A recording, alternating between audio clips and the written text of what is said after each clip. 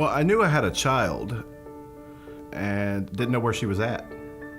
Never met her, didn't know what she looked like. We, considered adopting her. We actually adopted our first foster child, and we would love to adopt Nevaeh too, as we just fell in love with her. I did my research to find her. That was my whole goal. That was what I was focused on, my recovery and finding her. Looked online, found this thing called the Putative Father Registry, and said, well, why not? The fear people have when they are deciding whether to foster or not is, are they going to get so attached to that child, and then when they're removed, how much it's going to hurt personally, and it does.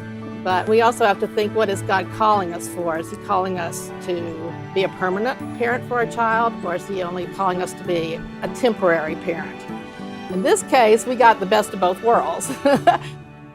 Well, I got a phone call from DFACS and asked me if I was the father of Nevaeh Smith, and I'm like, yeah, I am, but I've never met her. We first heard about Nevaeh's dad coming forward at a court appearance. Nevaeh's father being in jail, that worried us because we didn't know the details. I got in trouble. I caught 3 felony charges for shoplifting, just trying to make ends meet, was homeless. I did jail time but no prison due to the accountability courts in Gwinnett County. I was hesitant at first when he jumped in the picture and he wanted to take care of her because I didn't know much about it. I would be apprehensive if I had a kid and then all of a sudden, somebody showed up that we weren't expecting. We told him that, we're into taking care of his child or fostering because it's God's will for us to do it. And as long as, we have God in the picture, that's all that counts. But he went through a program that they developed for incarcerated people, and he's worked the whole program, and he just has turned his life around. When they finally awarded me a chance to get her on weekends, unsupervised visitations, I was actually scared out of my mind because I'm like, what am I going to do with her? Now it's when she's not there, so what would I do without her now? We communicated with him by using a notebook. I sent a notebook every week with Nevaeh when she went for her weekly visit. And I would write in it what Nevaeh had done that week, what skills she had learned, funny things that happened. And I would write back asking questions like, what does she like to eat? What is she doing? What can I do to help? Asking those questions that I don't know, That was the only communication I had. But over the weeks, it became very apparent that he loved that child and that he would do anything to have her and to do what's best for her. He made Nevaeh his top priority from that point on. All right, sir, well, you have a good evening. Thank you for calling.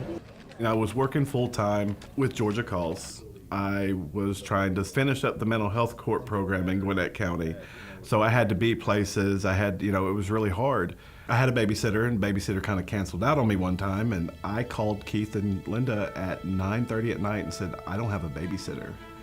And all I heard was, I'll be right there. Climbed in my car and drove 90 minutes to where he lived and picked her up, and then drove 90 minutes back. And I think we wound up keeping her the whole week. Having Keith and Linda in my life and Nevaeh's life, it started out just for Nevaeh, but it's turned more into having a mom and dad myself. I don't see my parents much, and I don't get to talk to them as much as I'd like, so I know at any point in time, if I just need to call Keith and vent, he's there. They're just as much a part of my family as they are to Nevaeh. Travis wanted us to be a part of her life because we were the only parents she ever knew. So, we were happy to hear that he wanted us to stay in there. I found out that the percentage of fathers that get their children out of state custody is 0.1% in the state of Georgia. 0.1%. I started on this journey looking to get my daughter. What I got out of it was Keith and Linda and Mike, another family. And I couldn't ask for a better one.